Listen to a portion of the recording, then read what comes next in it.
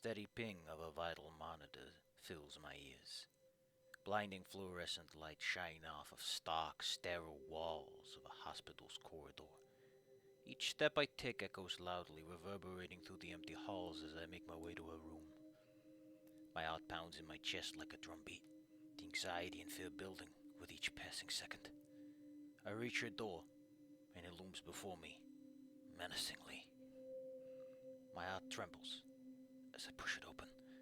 There she is, laying in a hospital bed, frail, vulnerable. A tube snakes from her arm, her face gaunt and drawn. My mother, the woman who was once my pillar of strength. But she's not alone. No, sitting by her bed, facing away from the door is me. The doppelganger's head turns enough for me to stare at me with one eye. Disdain is plain across his features. He doesn't have a scar, but his face is marred by shadows that never seem to disappear, no matter where he stands in the light. His voice drips with contempt as he speaks. What are you doing here? You had your chance to grieve. You threw it away. Her brow furrows and I step into the room. I try to speak, but he stands up to face me, clenching his fists and cutting me off. You think after everything you've done you can just go back to being a normal person? He sneers, words sliding out like venom. You're nothing but a thug. A stain for everything she stood for. His words cut through me like a knife, each syllable a painful reminder of who I've become. I try to find the words to defend myself, but anything I can muster dies in my throat. He continues, on and on with the mockery. How long until Olivia realizes this is pointless?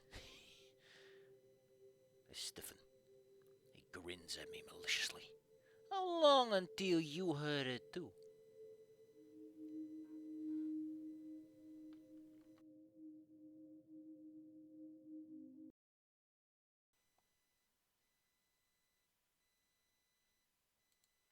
I blink, and my mother's form in the bed is replaced by Olivia. She's pale, her breathing shallow, only aided by the mask she wears.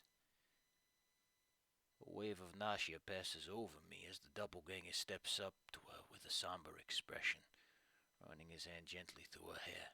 Oh, she doesn't deserve this. But you'll do it anyway. His hand suddenly snaps out like a viper's, wrapping around her throat and squeezing. Try to run forward to stop him, but my legs feel like they're stuck in quicksand. I can only watch this twisted version of myself choke the life out of the girl I've come to care for.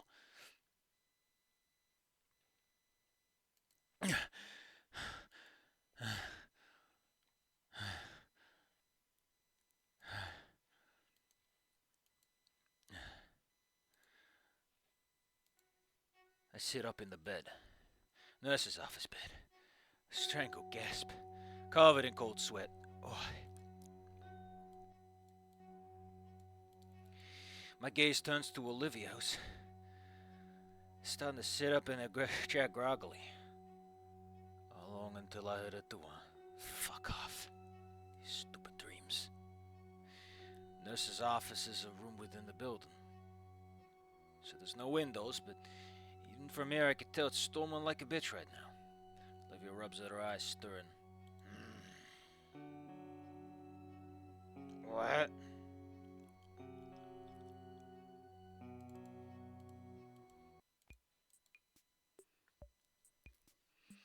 Suddenly both our phones blare out a droning alarm.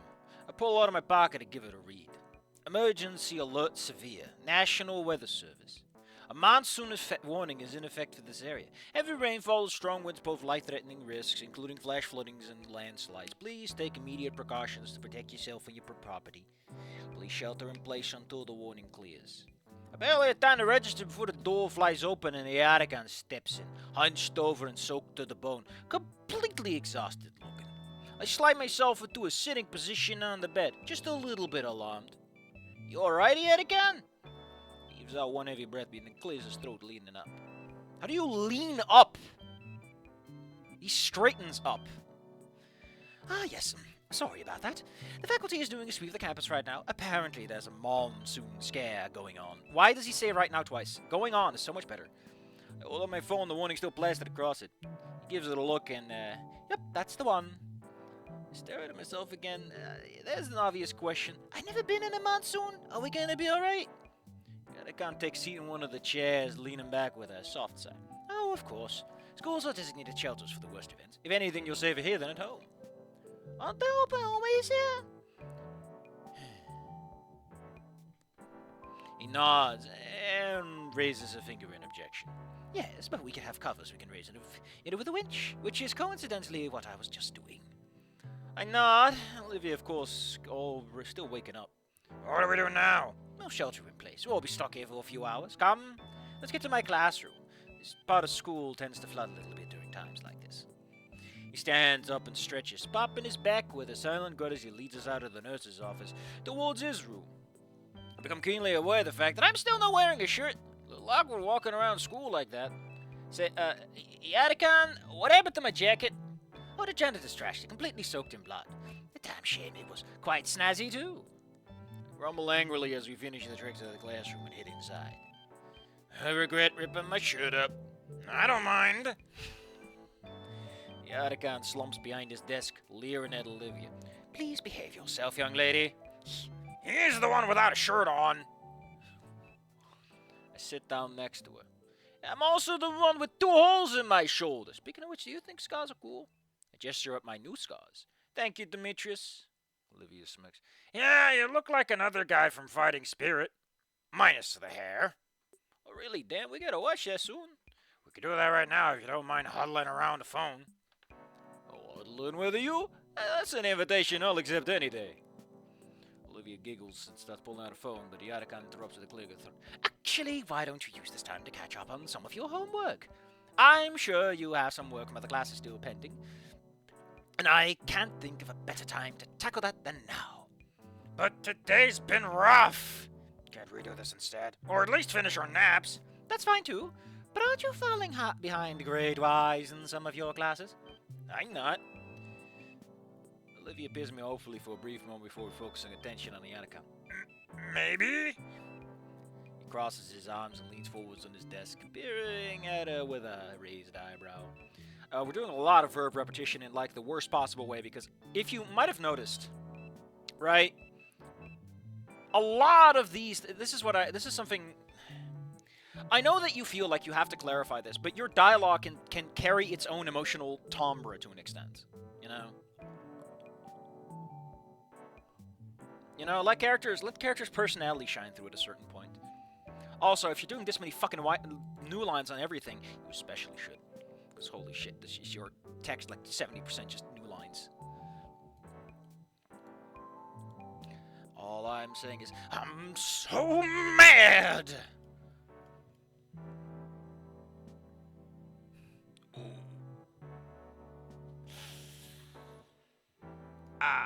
That wasn't great. What the heck? Okay, well, enough minor distractions. Let's move on. He crosses his arms, leans forward on the desk, scrutinizing her. I have another one of the stare-offs, and Olivia apparently loses it since she swings her head back and groans. Fine. I'll catch up on some of that work. I pat his shoulder with a smirk. Don't worry, you're strong, intelligent, and wonderful boyfriend will help you. Yadikan chuckles as he withdraws some papers and starts grading. And Olivia just gives me a leer. She puts her phone away and hefts out a gargantuan math book. It's a table with a loud clunk, followed by a notebook. After some cajoling, she starts working on it with my help. Even with me chipping in, though, she really looked like she'd rather be doing anything else. Eventually, she's had enough and slams the book shut with a huff, furrowing her brow. So, I would like to point out, don't you have the same math book? Neither of you took any math electives. That's the same book you do. Why are you so impressed by it? Nope, can't do it. Sorry, I need to do literally anything else. Well, I have one particular thing I need help with, but I need both of you to help with it. But you in particular should have to do something I'm not quite sure you could do, given how frequently you seem to get yourself injured. Hey, I can do it compared to the chestnuts, these little holes in... Compared to these chest cuts, these holes in my shoulder ain't nothing. What you got for us, Teach? Alright. It's back here. You follow him as he opens the door, greeted with the crimson glow of a dark room. I think I heard him mention this at some point, but I'm gonna be real. I don't pay any single lick of attention in photography class.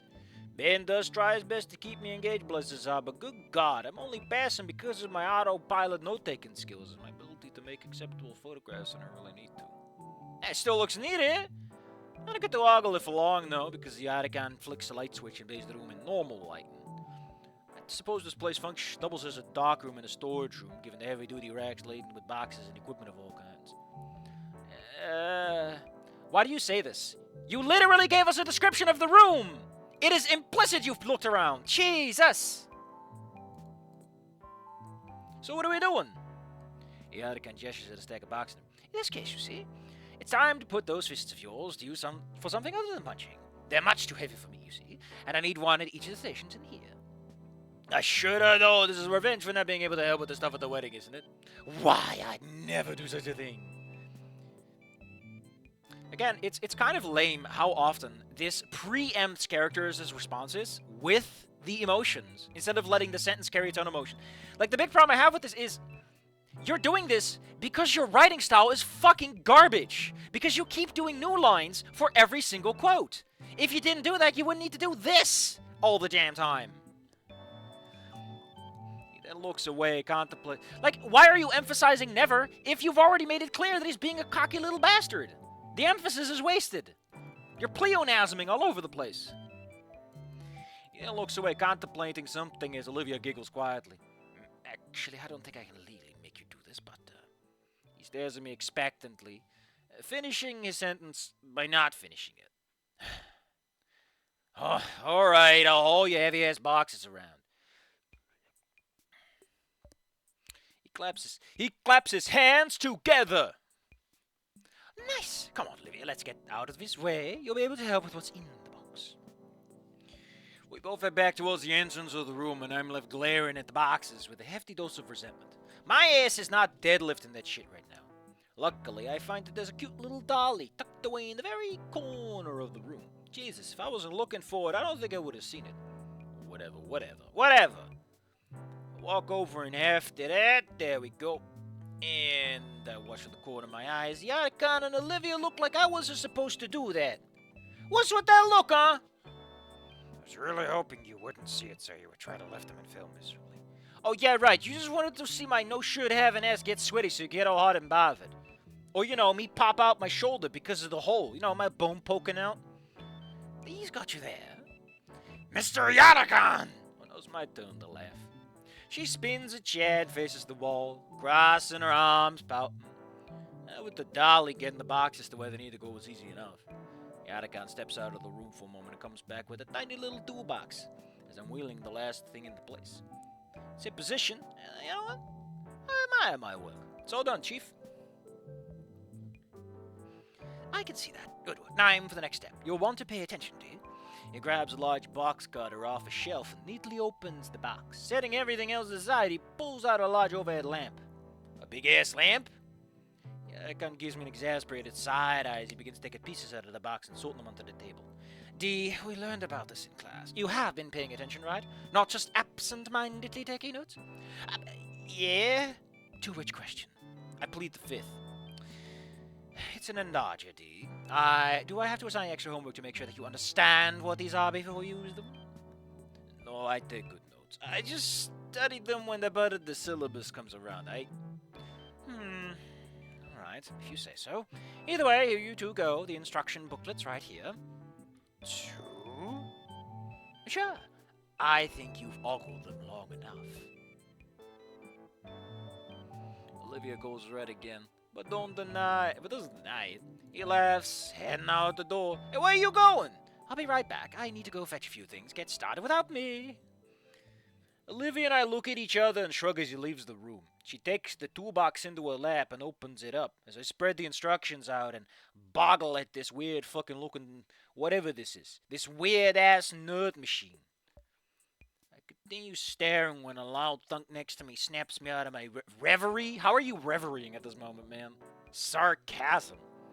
as she roughly jams a piece into a place. I wince. Even if I don't know exactly what this thing is, I still gotta use it. Hey, easy. Those are for my classes, you know. Yeah, it's okay. It's just a big stinky lamp. Oh, stinky. Oh, stinky. Oh, stinky. Stink. Oh, it's so stinky. I can smell it in the air. I really don't think that's all there is to it. What is it then? Well, fuck if I know. But I know it's important. It's big, it's heavy. You know, expensive and important things are heavy and big. Why do you even take photography if you're not interested in it? Look, it was one of like 2 electives that had an open spot, and I'm sure as fuck not gonna do fashion design. Oh, God. You'd be miserable in that class. Probably. Photography isn't that class. Yadakan's the best teacher I ever had, and Ben is in a passion to make up for my lack of it. Well, between the two of us, at least. Her expression sours ever so slightly at the mention of Ben, but she otherwise quietly hums a hand to another part. We just kind of work in silence. At a certain point, I kind of turn back to her. Hey, She glances at me. She wrenches the final part in place. What? I'm proud of you, you know? For? Well, just for everything with me, all that shit. Oh, well, it was a little rough at first, but you got through it. She sets the wrench down in the toolbox. Only with your help. I reach over, put my hand on his shoulder. I wouldn't have much help bleeding out in the elevator. You did all that. All I did was put my key in and turn a day. No, you made a decision. You got your character points to get the good ending. She looks confused, but doesn't say anything, so I continue. I could tell how nervous you were talking to a Yarakan, even in that moment. But you put together and you made the call. I didn't even say a single thing. You just looked at me and did it. You trusted me. It's, like you said, we're a team. Something flutters in my eye when I look into those eyes. PDA rules be damned. I'd give her a... Oh, no! Oh, no. No, we're doing it. Screw this. No. I've had enough.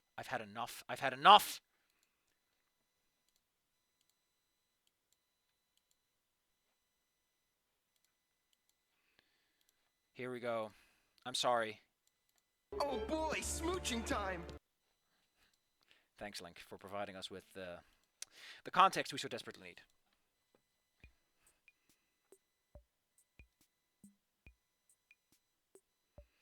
I feel... oh no, she puts the tongue in and goes for the throat!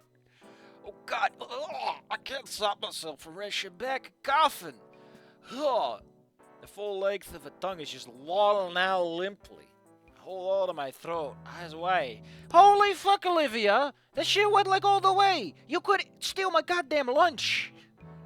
The tongue quickly snaps into a jaw. She claps both hands over it. Oh my god, I'm sorry. I've never kissed like that before. I don't even know what I was doing. Yeah, I mean, you could have told me back in my bobbin, but am I seriously like the first person? She's probably used to people with a muzzle instead of just instantly at the base, you might say. Human or dino?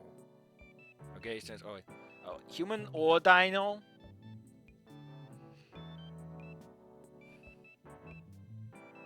She nods even more rapidly. A bark of laughter slips out of me and she tells me with an embarrassed glare-out combo. Chick man, smile mischievously. Oh, that's fine. We just gotta practice.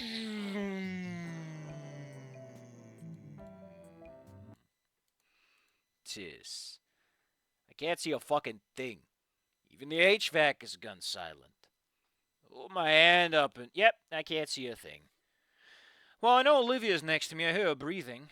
I fumble in my pocket and pull up my dang phone. Using the screen as... You have a fucking flashlight on your phone. Everyone has one of those nowadays. Bathing us in a soft glow. Olivia looks fucking terrified as she sees my face, and even then she's still shaking. I'm here. Are you okay? Her hand finds my empty one and we start squeezing it a little too hard. Only a little, though. Yeah, I'm okay. Oh, she's scared of the dark. Not something I expected, but endearing as fuck. We sit inside, which makes it all the weirder that she later paints her windows black and everything. We sit in silence for a few moments. The shaking steadily slows as I run my thumb across her hand. And eventually she looks fine again and talks. Maybe we should find. Boom! The door flies open and someone calls our names out. A flash of light blinding us both. Olivia shrieking in fear as the first neuron that fires on my brain is protect. And I leap in front of her and post up at what would be assailant.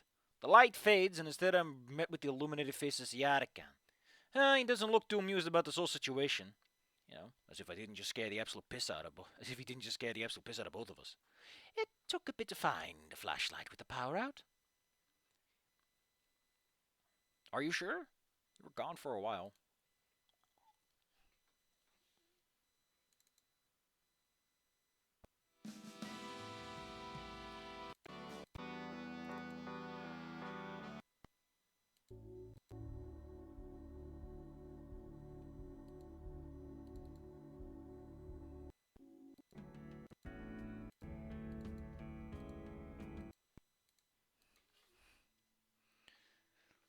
Oops, did I scare you both? We both scream yes at him in unison, and he just grins.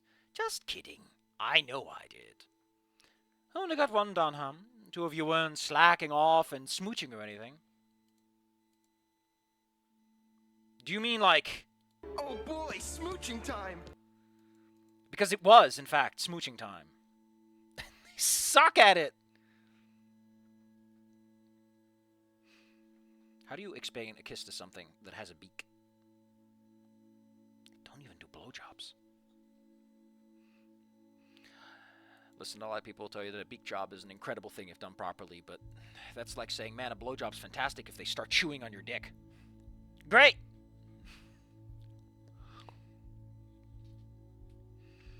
Oh yeah, we're doing all kinds of snogging. Snogging? Are you fucking British or something? Gonna have to disinfect the shit out of it. Olivia shouts out my name in exasperation. But yeah, the can's unimpressed. Goody. Anyway, the power's out of the whole block, and apparently our backup generator is decades old and only keeps the AC on. Someone should get fired for that? Come on, we can wait it out in the studio. We follow him back out, and it's distinctly less dark in here thanks to what little light can make it through the heavy clouds in the monsoon. Which has actually gotten worse as time has gone on. Yarakan steps over to his desk and starts digging through it. Olivia gazes out the window at the rain, humming quietly. Think it'll flood? I don't know, but with how it's coming down, probably. You know, the ground floor classrooms used to have carpet. Don't remind me. That young just suck out half the year's funding. I've never quite got over the buckle, I think. Oh, I remember that. Yarakan whips out what I can clearly make out is a barbecue lighter. He flicks it on and reveals what he retrieved from his desk as he lights them. Tiny tea lights. They don't really do much jack shit to brighten it up, but hey, it's nice ambience. Won't those trigger the fire alarm? No, we'll be fine. They're much too small for that. Does that mean I can get a smoke real quick?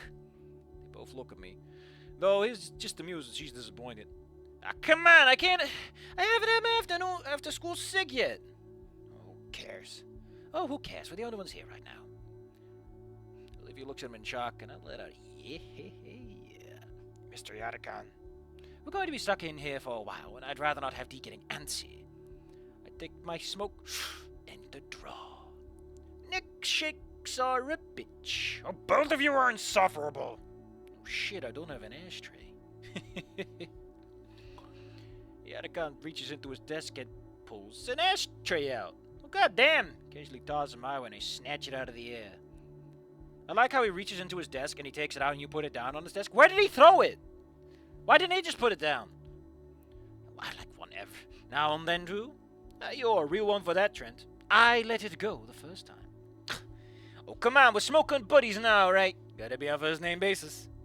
He shuts me down with a teacherly glare, but I laugh it off. All right. Sorry, Mr. Yadigan. He rolls his eyes, and then suddenly it looks as if he remembered something. All right. I called a taxi for the both of you when the power went out. Considering the conditions, it's definitely not going to be ready for a while. Both nod and I ask a question as I tap the ashes off into a tray. Guess we're just hanging out then?